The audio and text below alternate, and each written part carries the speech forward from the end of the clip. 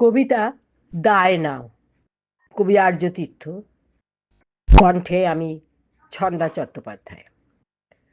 তোমার গোষ্ঠীর নাম নিয়ে যদি কোনো হত্যাকাণ্ড হয়, যদি গণধর্ষণ ঘটে, যদি মানুষের ঘর পোড়ে, যদি শিশুরা অভুক্ত অনাথ হয়ে পথে পথে ঘোরে, তাহলে তোমাকে তার দায় নিতে হবে।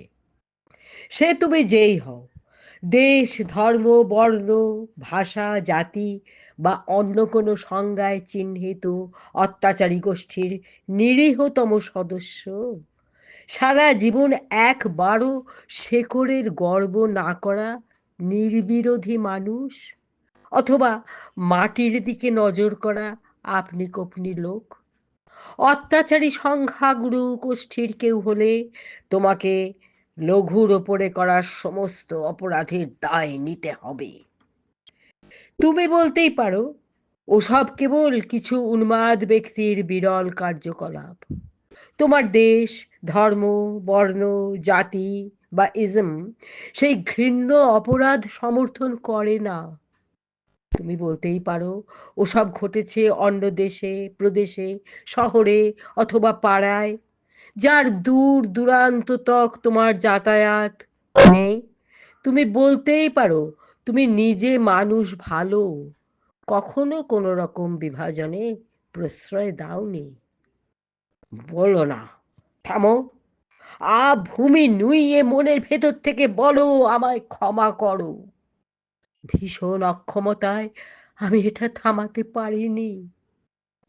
তুমি হিন্দু হলে গোরক্ষার ছদ্মবেশে গণ পিটুনিতে মরা প্রতি থ্যাতলানো ইসলামী লাশের দায় তোমার।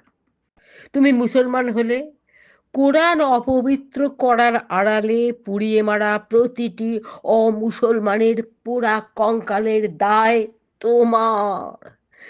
তুমি ইসরায়েল হলে প্রতিটি নিহত ফিলিস্তিনি শিশুর জন্য তুমি দায়ী। তুমি ফিলিস্তিনি হলে হামাসের আক্রমণে নিহত সব নিরপরাধ ইসরায়েলের রক্ত তোমার হাতে লেগে। তুমি সাদা আমেরিকান হলে পুলিশ ও আইনের প্রতি কালো বৈষম্যের লজ্জা তোমার। তোমার তুমি কালো আমেরিকান হলে সাদা কিশোরীটিকে অন্ধকারে গণধর্ষণের দলে তুমিও ছিলে। এড়িয়ে যেও না। এভাবেই এড়াতে এড়াতে হোমোস্যাপিয়েন্স আজ যে কোনো পরিস্থিতিতে দুটো ভাগে ভাগ হয়ে যায়, সংখ্যাগরিষ্ঠ আর সংখ্যালঘু। এমন গরিষ্ঠ নেই যার হাতে লঘুদের রক্ত লাগেনি। সে রক্তের দায় না নিলে মানুষ আবার ফিরে মানুষ হবে না। দায়হীন অপরাধ আধার আসার পথ করে ক্রমশ সুগমতর। সময়ের কোণে কোণে অসহায় লাশ হয় জড়ো।